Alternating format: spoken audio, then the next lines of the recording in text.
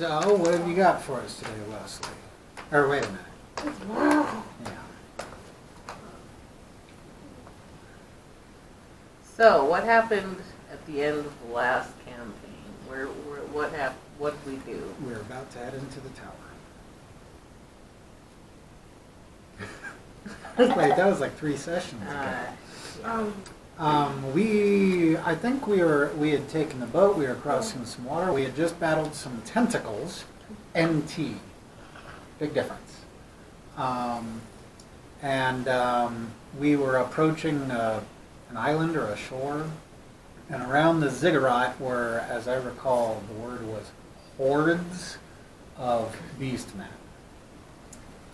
As the island draws closer, it reveals the source of the golden glow that you saw from the beach that you were on, from across the lake. A towering ziggurat with burning light radiating from within the fine cracks in its massive stone blocks. A wide ramp, so like something that goes up, a ramp that goes up to it, sloping to the top of the ziggurat. Hordes of beastmen crowd the ramp. And they are howling in the darkness, hammering on massive hide drums and pushing terrified prisoners to the ziggurat's glowing peak, the top. You can make out a fearsome silhouette of an enormous armored figure surrounded by smoke that is lit from below. And then what are they, like throwing them into a hole in the top? You got it. Okay, so they walk them up this ramp, and maybe the guy that's at the top himself throws them in. And you said there's like light coming from inside this ziggurat. Mm-hmm. So it's like maybe there's a great fire inside of the ziggurat, and you said there's smoke coming up around the big guy on top, and it is up to us to do something about this.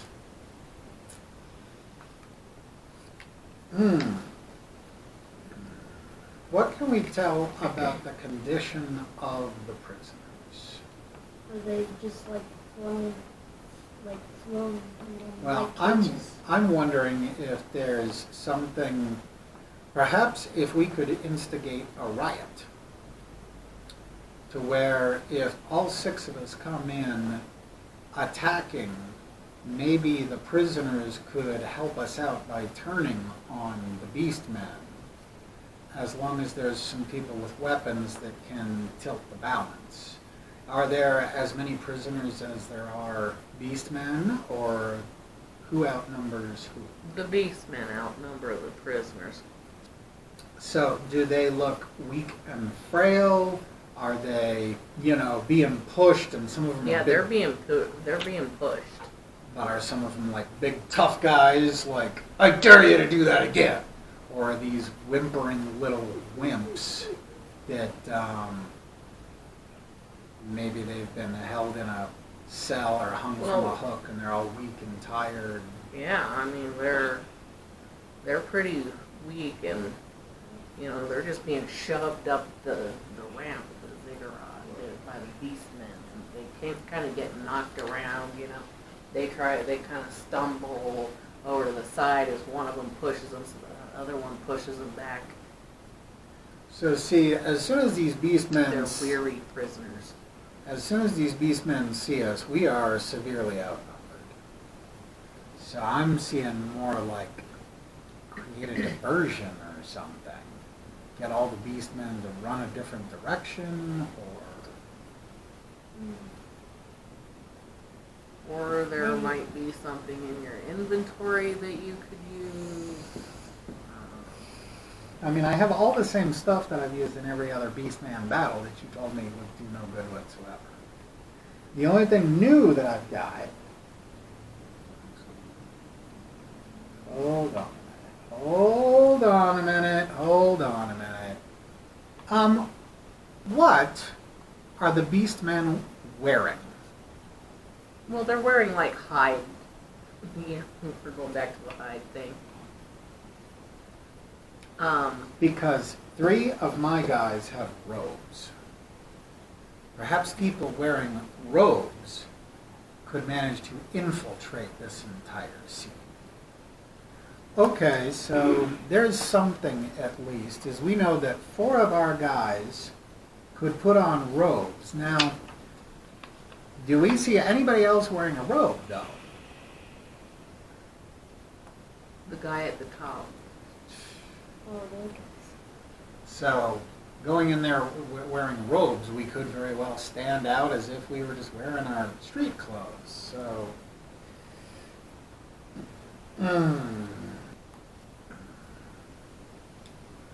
okay, so let's think about this. All the bad guys here are beast men, right? Mhm.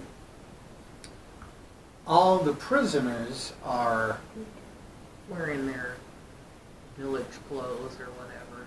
I'm talking about species. Oh. So all the prisoners are humans, elves, dwarves, that sort of thing. And all the bad guys are beast men.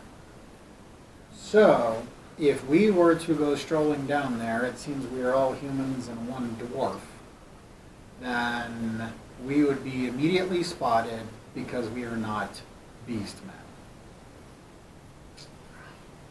So, wearing robes would disguise the fact that we are not beast men, sort of. So what we could do is we could have these 4 guys put on robes and stand on the ship where everybody can see, and have the other 2 guys that don't have robes hide. And then whenever they look over the boat, they see these 4 guys in robes.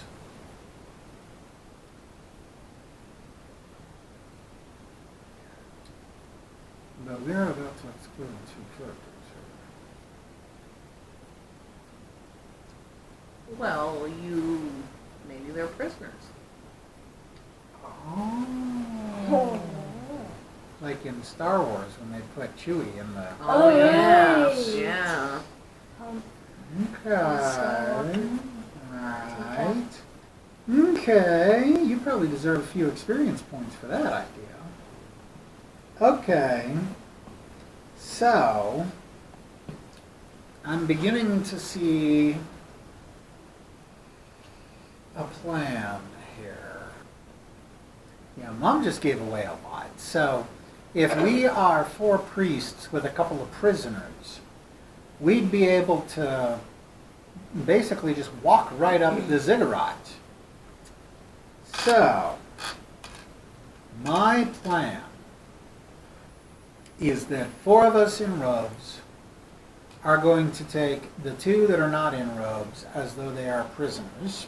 However, prisoners are not going to have battle axes over their shoulder or swords strapped to their hip.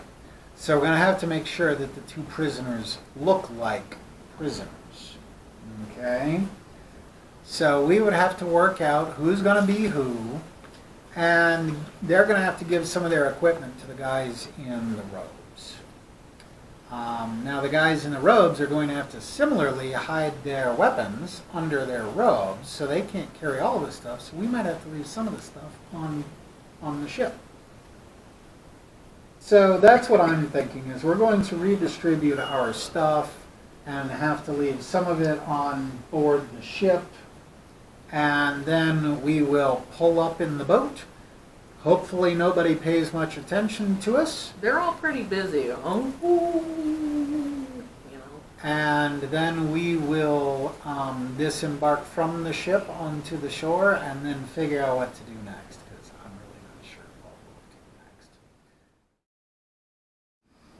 So these 4 are in robes. These 2, we're going to act like they're prisoners. Oh, you know what we should probably do, just for the sake of narrative? Topher before he gives Johnny the knife, he's going to pull out his 99 feet of rope, and he's going to cut some off, and he's going to tie his hands loosely, okay, so that it looks like his hands are tied really good, but actually all Johnny's got to do is wiggle like this, and he can get his hands free, okay? And then he's going to do the same thing for Robbie. He's going to cut off a couple feet of rope, and he's going to loosely tie Robbie's hands. Okay, so we got a plan? All right, so these four guys have their robes on. They have their weapons hidden underneath their robe. We've taken all the other stuff that we can't hide under our robes or can't have them hide in their clothes. We've taken all that other stuff and thrown it below decks so that even if somebody walks on the ship for a ride, they won't see it. And how far are we away from the shore? You're at the shore. We are now at the shore. And is everybody looking at us? No, they're doing the ceremony. They're just, oh, it's very loud. With the beating of the drums and the howling. Okay. So, I'm genuinely a tiny bit nervous. Like I'm actually about to do something risky.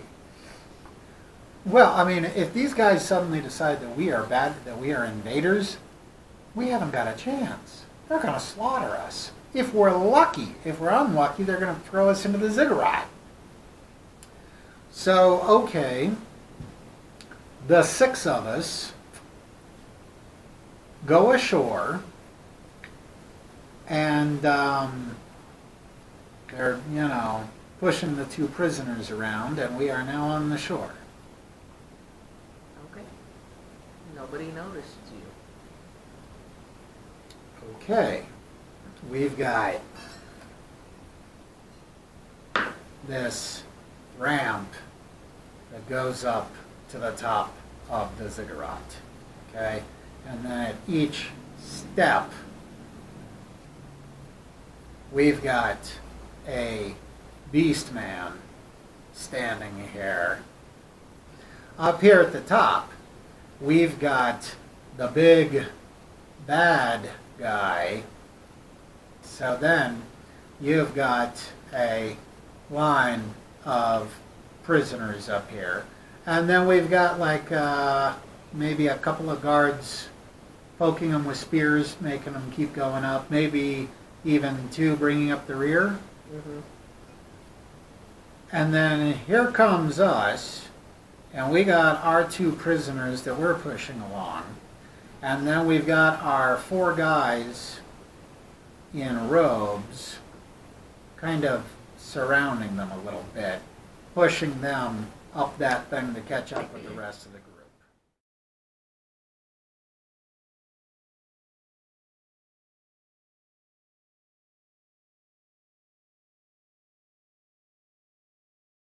We're just going to stroll on up here. As a matter of fact, just to visualize a little better, we're going to stroll on up here, and the two guys bringing up the rear, the two beastmen bringing up the rear, we are going to be close to them any second now. They notice you're there, obviously, but they're not trying to Are they going attack to you. part the way for us to come through? Yes. Okay, so these two beastmen step aside so that we can add our two prisoners to the line of people being thrown in. So, the question is what to do next. I mean, we're here. We've managed to make it this far. He's chucking people in one at a time. We could attempt to assassinate the guy up on top of the hill. But I know what's going to happen next. Every beast man is going to then pounce on us and kill us. But Maybe we can like sneak. Well, I'm thinking about the bigger picture, though. Like, Who are these prisoners? Where did they come from? from the village. Right. So, what's going to happen after they kill all of these prisoners? I think that they could just go out and get more prisoners. And so, they're going to keep on kidnapping people and sacrificing them to Moloch or whatever it is that's going on here. And so, even if we died, and even if those prisoners died, if we kill the head guy, maybe that would be the end of all the suffering. I mean, I don't know what else to do at this point. We're here, we are surrounded by enemies. I mean, we could try to grab the prisoners and say, let's run for it, guys, but I really don't think we're going to make it to the ship.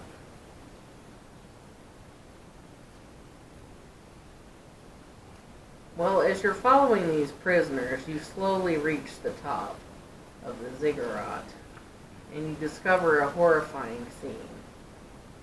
At the top of the temple is a smoking pit that glows with a hellish light. A mighty beast man raises up a sculpture of a fearsome armored figure high into the swirling clouds of smoke. And obviously, you already know that prisoners are being thrown screaming into the pit. And 3 snarling beast men are dumping baskets with thousands of coins in after the villagers, Oh, which causes the flames to grow larger and smoke to billow out even more. And again, all around you is the thundering of drums and the howling of the beast men as the ritual draws to an impressive end. There's a shaman and 2 acolytes. so we don't have one big guy up here. We've got 3 big guys up here. You just couldn't see the other 2 from where you were. Okay. So a shaman and 2 acolytes. It seems to me we could all just be whispering to one another, hey, give me one shot at this shaman, and then as soon as I do, everybody pull out your weapons and let's take all 3 of them out, hopefully only 2 of them out. So Jack would be saying to the others, look, I'm good with my bow and arrow. Let's get up close enough to where I can try to put one between the eyes of the shaman, or in the chest of the shaman. And I'm visualizing everybody's going to pull out their weapon at the same time, basically. It's going to be, okay guys, ready, now! And the first thing that happens is dude takes out his bow and arrow to try to take out the shaman from the very beginning. He'll go for like this area here, like the throat, the head, etc. And if it doesn't kill the shaman on the first shot, well, if it does kill the shaman, then all we got to do is worry about the acolytes. If it doesn't kill the shaman, then we're no worse off than if everybody just pulled out their weapons and the screen swirled and the music started. Fair enough? So we're all blowing our cover at the same time, basically. Mm-hmm. But I would say that Jack is going to be 1 beat ahead to try to assassinate the shaman. So, Give me a roll. 14.